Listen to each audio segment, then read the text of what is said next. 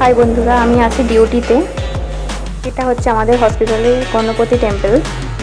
এই সাইডে দেখছি ওখানে চশমার, আর এই সাইডে ক্যাফে, নানা রকমের ছোট ছোট স্টোর রয়েছে।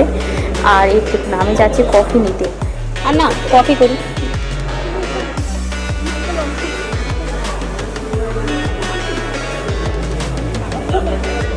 কফি নিলাম। এবার এই সাইডে দেখুন বসার সিট রয়েছে, ওখানে বসবো, বসে একটু কফি খাবো। এই দেখুন আবার গেছে ওখানে চিনি আনতে, একটুখানি কফিতে যেন চিনি কম লাগছিল তাই।